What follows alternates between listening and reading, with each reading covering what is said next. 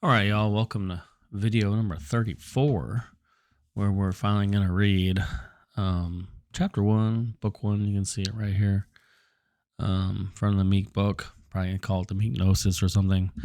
Um, I'm really stuck on. I'm on chapter 4 or 5, and I'm really stuck. So I'm hoping by doing one of these like once a week, that I sort of push myself to finish.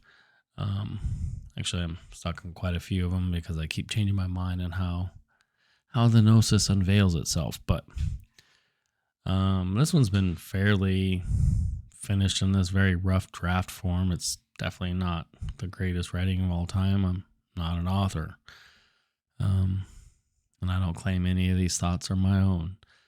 I write these words down. I sleep on them.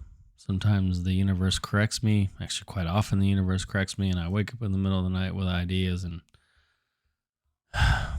yeah, it's a group effort between the universe channeling through me to write this down.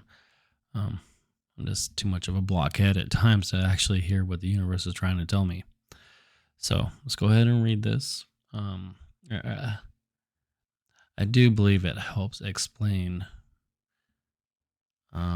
in a different way what I'm trying to describe what I think God is and what this world is, and how angels and demons and all these things come into play, and how they affect this world that we're in, this creation that we're in, how they affect this avatar that your body is, or this matrix that we're may or may not be stuck in.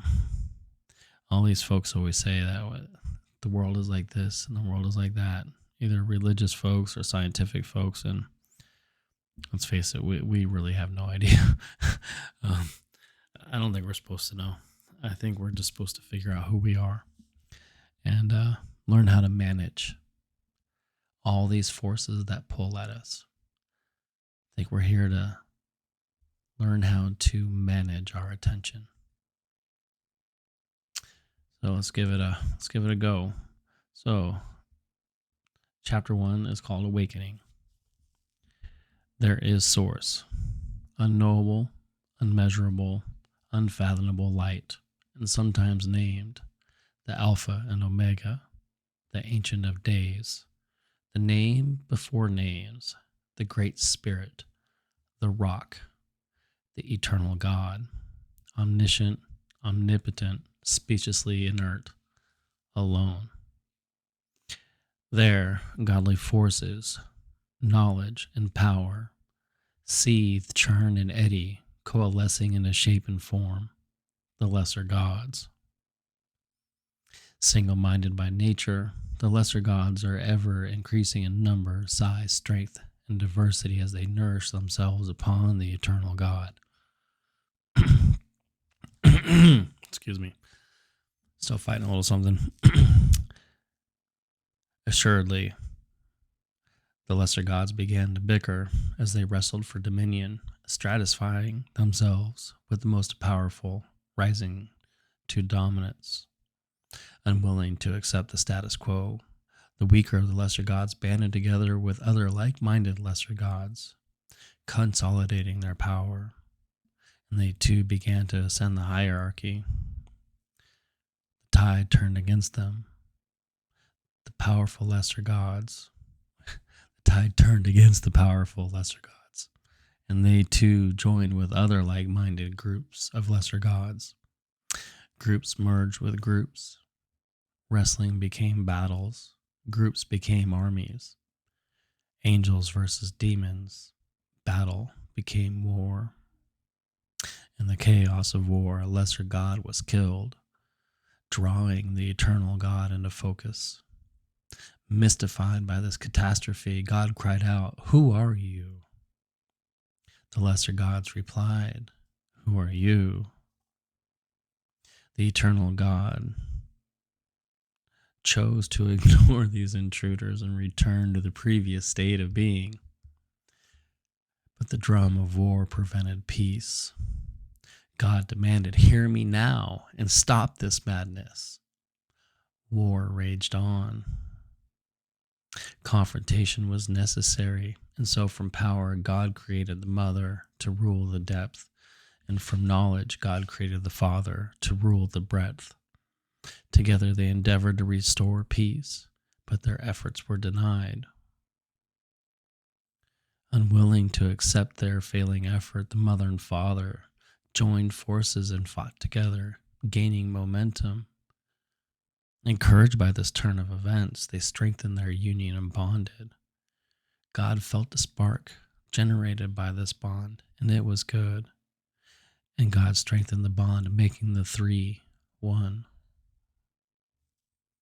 The lesser gods were no match for a conscious God, and a great wave came crashing down upon them.